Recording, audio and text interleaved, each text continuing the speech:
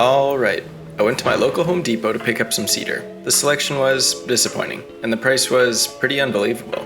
This load cost me about $150. Luckily enough, I had a lot of leftover cedar from building picnic tables this summer, so this purchase was half of the cedar I would have needed to buy. I began by cutting the boards to a rough length. I left them an inch longer than needed to be, and I'll cut them again a lot more precisely after I pass them through the jointer and the planer.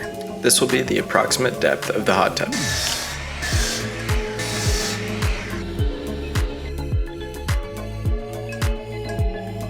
This project requires a lot of hardware that I will not be manufacturing, so I'd like to say thank you to Princess Auto, a Canadian company who agreed to sponsor this video series and give me a discount on parts such as wheels, copper tubing, the wood-burning stove, and all the other copper fittings I need. So thanks, Princess Auto. This is the jointer. When you pass a piece through it on its face, it creates a totally flat face. You then use this face on the fence as a reference to make a perfectly flat edge that is perfectly square to that face.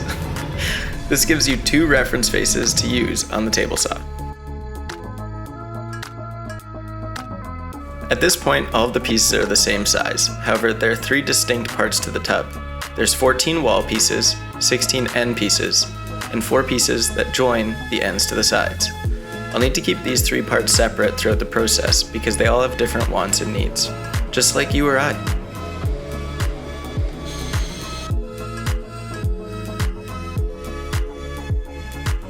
I cut all of the pieces just a little larger than their final width, because I'll use the planer to bring them to final sizing.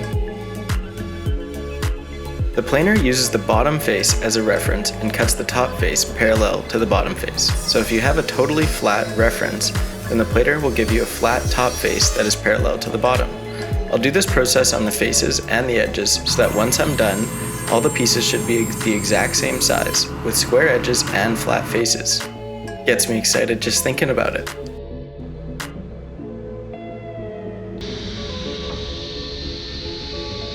Then I cut the pieces to their final length. It's important that the ends are square to the sides so that they line up when they are put together.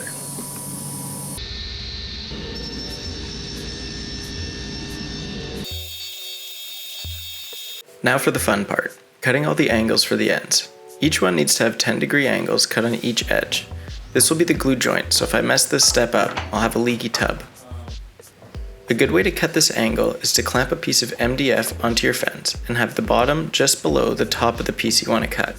Then trace the top of your piece onto the MDF. This line marks where the blade needs to cut into the MDF.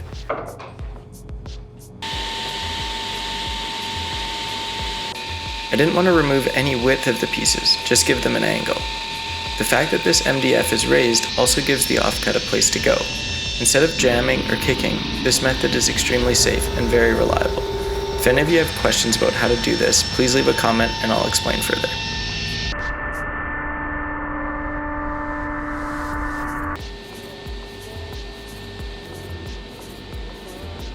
I am really happy with how these joints seem to be coming together.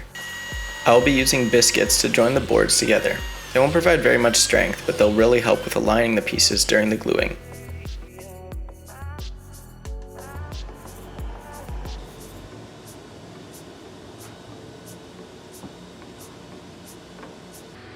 I cut a dado into the bottom inside of each piece, which will house the flooring once it's all together.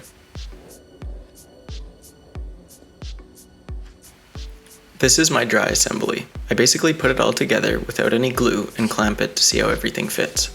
Gluing this tub up is what I was most nervous about, because there are so many pieces and the round ends don't help things either.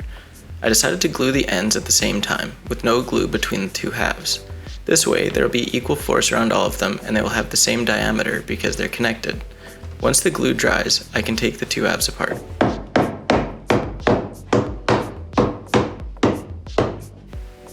It looks like I cut my angles almost perfectly as the joints are hardly noticeable.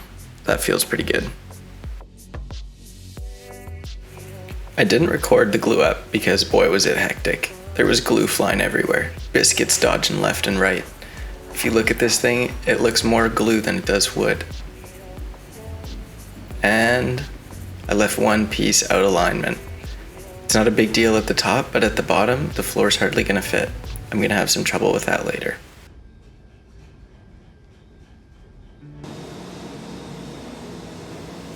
I glued the sides up separately and will put them in once everything is dry. I needed a piece of marine grade plywood for the flooring. I called and they had one sheet left in stock. Once again, the price wasn't very friendly. So far, I've spent about $300 on wood, but that's not including the wood I already had. The real price of all this wood is probably close to $400, which is more than I was hoping to spend.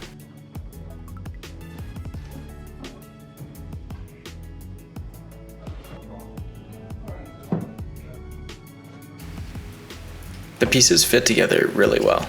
I needed to put them together with no glue to measure the flooring, but I couldn't help but hop in once the walls were together.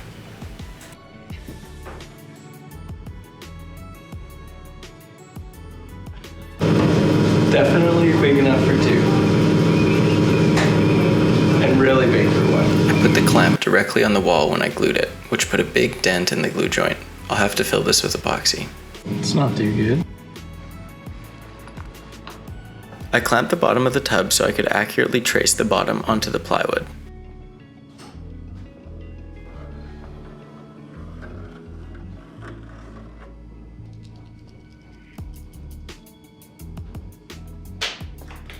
The tracing is the inside of the tub, not the depth of the dado. The dado was just shy of 1/2 of an inch, so I needed to trace the line about 3/8 of an inch wider than they already were.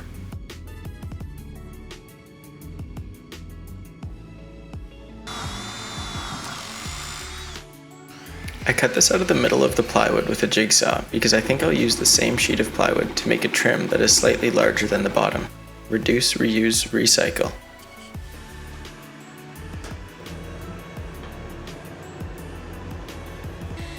I gave the edges a slight round so nothing would catch while I was putting it together.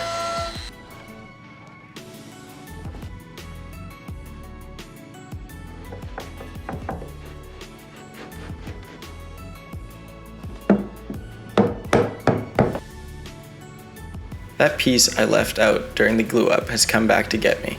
I had to take the bottom of the dado down with my Dremel, which made the bottom fit, but left a gap above the floor. Once again, epoxy fill.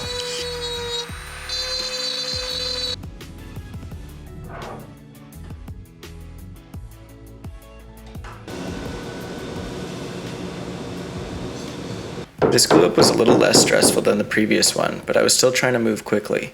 The glue I'm using is waterproof, so it sets up pretty fast. Doesn't leave me much time for error.